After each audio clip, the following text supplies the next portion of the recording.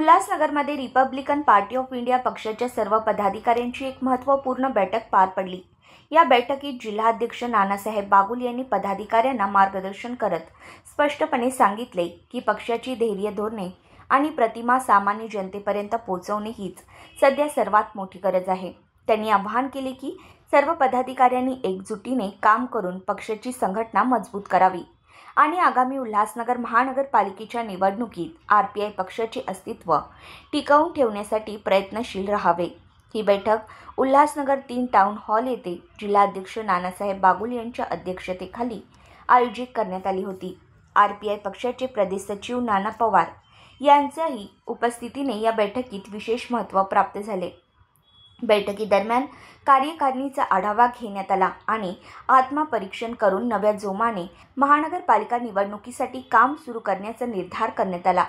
यावेळी पंडित भाऊ निकम, समाधान निकम, संतोष उबाळे, रेखा बागुल, मीना बाविस्कर यांच्यासह महिला वर्ग आणि अनेक कार्यकर्ते उपस्थित होते।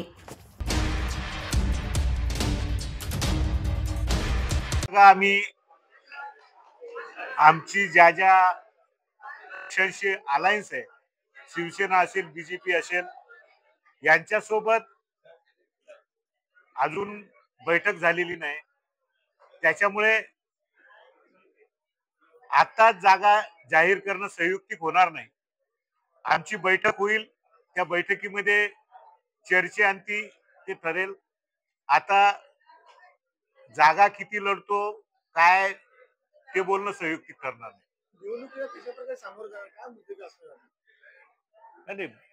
स्थानिक महानगरपालिकेची निवडणूक आहे। गटार, पाणी, मीटर ह्या सगळ्या स्थानिक समस्या आहेत। त्या समस्या संदर्भामध्ये तर बोलणारच, परंतु पक्षानं आतापर्यंत जे काही काम केलंय त्या कामाच्या संदर्भामध्ये जनतेला माहिती देऊन भविष्यात आम्ही काय काम करणार ते सांगून निवडणुकीमध्ये आम्ही प्रचाराचा आमचे ते मुद्दे असतात।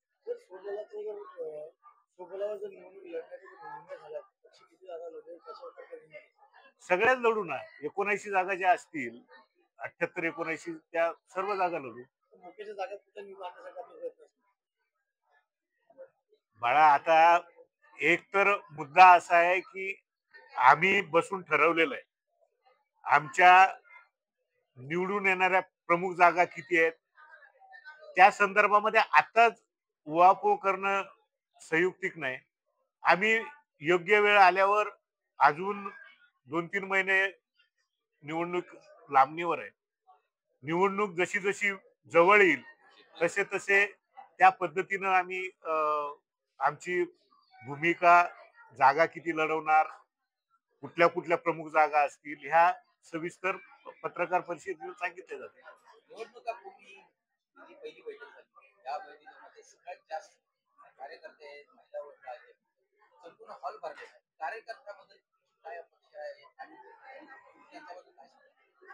उल्हासनगर शहरामध्ये माननीय नामदार रामदासजी आठवले साहेब यांच्यावर विश्वास ठेवणारा कार्यकर्ता बहुसंख्य आहे। या शहरामध्ये मागासवर्गीय नागरिकांचं प्रमाण जास्त आहे। त्याच्यामुळे रिपब्लिकन पक्षाला जोडलेला कार्यकर्ता भरपूर आहे। आज तुम्ही बघितलं, हा हॉल खचाखच भरलेला होता आणि कार्यकर्त्यांमध्ये उत्सुकता आहे।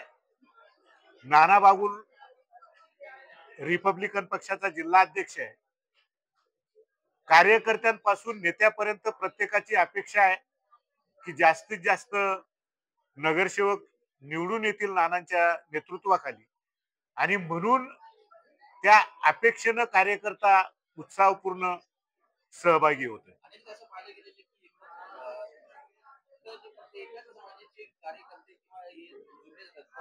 नाही, आता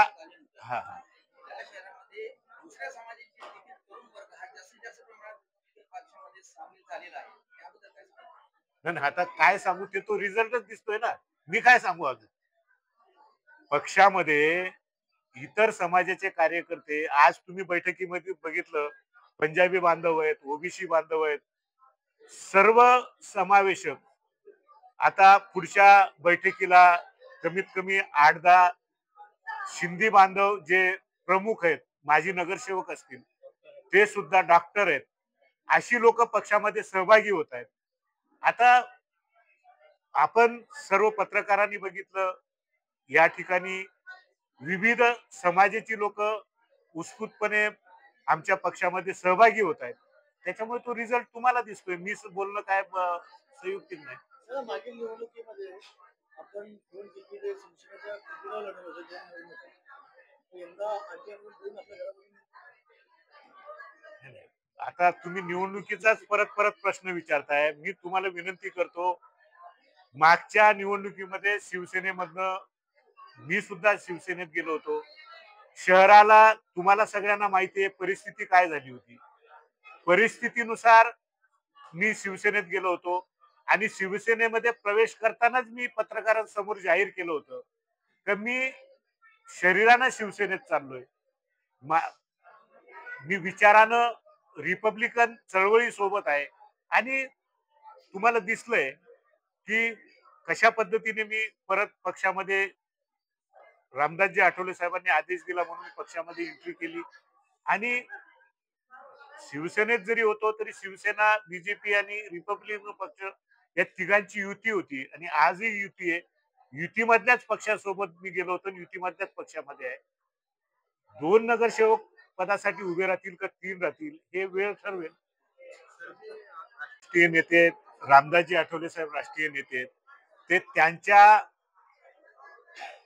लेवलवर तो एकत्र येण्याचा विचार ठरवतील. त्यांनी जो निर्णय घेतला मी त्यांचा कार्यकर्ता म्हणून तो फॉलो करेन ना. मला तर अधिकार नाही ते त्यांची एकत्र बसून त्यांना एकत्र आणण्याचा. ते जो निर्णय घेतील तो निर्णय आम्ही अंमलात आणू. धन्यवाद.